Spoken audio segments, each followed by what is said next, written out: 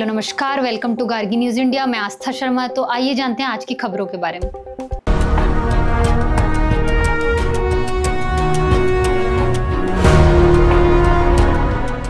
Prime minister Narendra Modi इस साल के अंत में होने जा रही 80th United nation general assembly की बैठक में हिस्सा नहीं लेंगे। उनकी जगह विदेश मंत्री एस जयशंकर अमेरिका जाएंगे। इस फैसले से भारत ने राष्ट्रपति ट्रंप को एक और बड़ा मैसेज देने की कोशिश की है।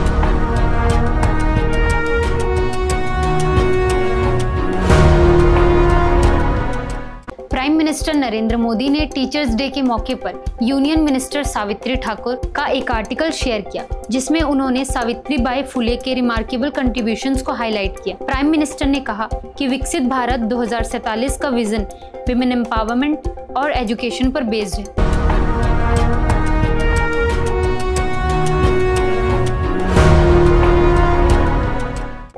Union minister for port, shipping and waterways Sarbananda Sonowal ने तमिलनाडु के तूतीकोरिन पोर्ट पर ग्रीन हाइड्रोजन प्रोजेक्ट का इनॉग्रेशन किया और कई और डेवलपमेंट प्रोजेक्ट्स इनॉग्रेट किए।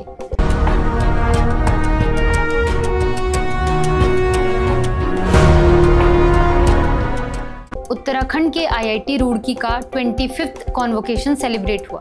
सेरेमनी में 2614 स्टूडेंट्स को डिग्रीज दी गई।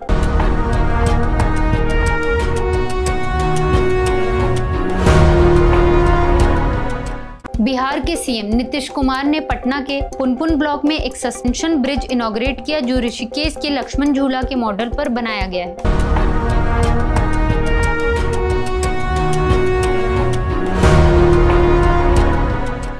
Housing and urban affair minister Manohar Lal ने लॉन्च किया अग्निका 2025 कैंपेन अंडर प्रधानमंत्री आवास योजना अर्बन 2.0, जिसका एम है स्कीम की अवेयरनेस और इम्प्लीमेंटेशन को फास्ट ट्रैक करना।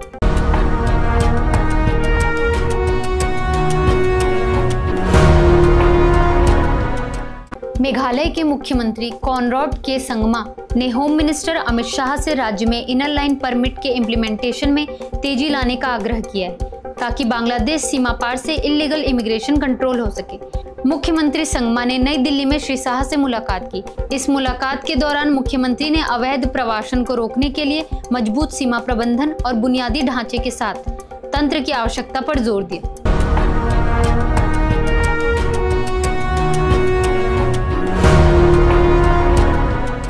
लेखक आनंद वी पाटिल को बाल साहित्य में उनके योगदान के सम्मान में बेंगलुरु में प्रो वी के गोकक पुरस्कार से सम्मानित किया जाएगा।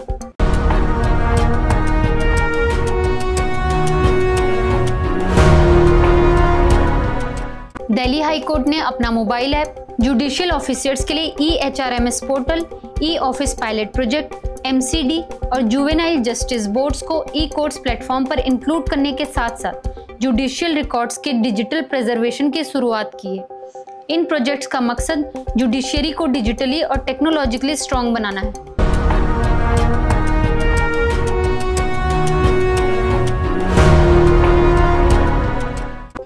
मोहम्मद इमरानुल्लाह ने मद्रास उच्च न्यायालय में एक जनहित याचिका दायर की गई है, जिसमें जी वेंकटरमण को पुलिस महानिदेशक पुलिस बल प्रमुख प्रभारी के रूप में नियुक्त करने को चुनौती दी गई है, जबकि इस पद पर नियमित नियुक्ति के लिए कई अन्य वरिष्ठ और मेधावी पुलिस अधिकारी उपलब्ध हैं।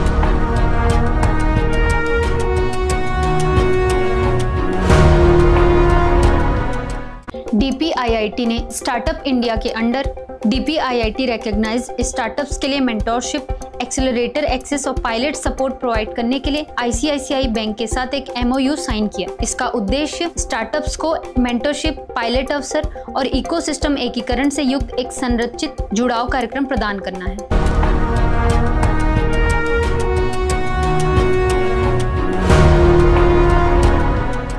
सुपरस्टार रजनीकांत और नागार्जुन की फिल्म कुली 11 सितंबर से Amazon प्राइम वीडियो पर तमिल, तेलुगु, कन्नड़ और मलयालम में स्ट्रीम होगी।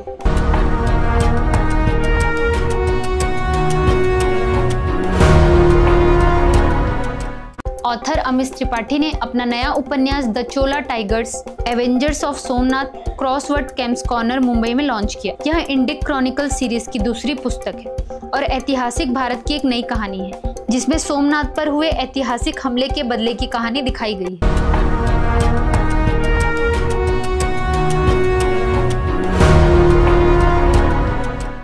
दिल्ली में यमुना रिवर का वाटर लेवल 207.35 रिकॉर्ड हुआ है, जो अभी भी डेंजर मार्क से ऊपर है।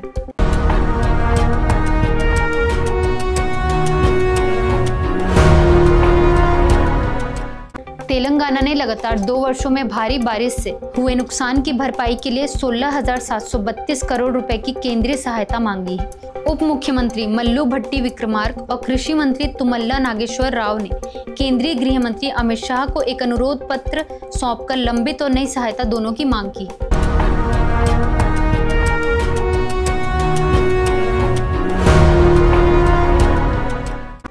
हाल ही में हुई भारी बारिश से महाराष्ट्र के 29 जिलों के 191 तालुकाओं में भारी नुकसान हुआ है। इस दौरान हुई बारिश से 654 से ज्यादा राजस्व क्षेत्रों में खरीफ फसलों को भारी नुकसान हुआ है। राज्य के कृषि मंत्री दत्तात्रेय भराणे ने बताया कि राज्य में 14,36,000 हेक्टेयर से ज्यादा जमीन प्रभावित हुई है।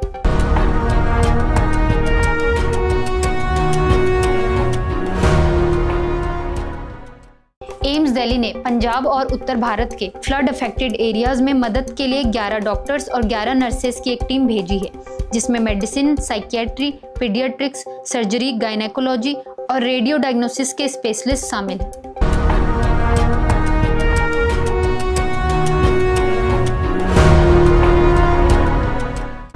तो ये थी आज की कुछ खास खबरें। तो आपको हमारे ये बुलेटिन कैसा लगा कमेंट्स में ज़रूर बताइए और गार्गी न्यूज़ इंडिया को सब्सक्राइब ज़रूर करिए। मैं आस्था शर्मा, धन्यवाद।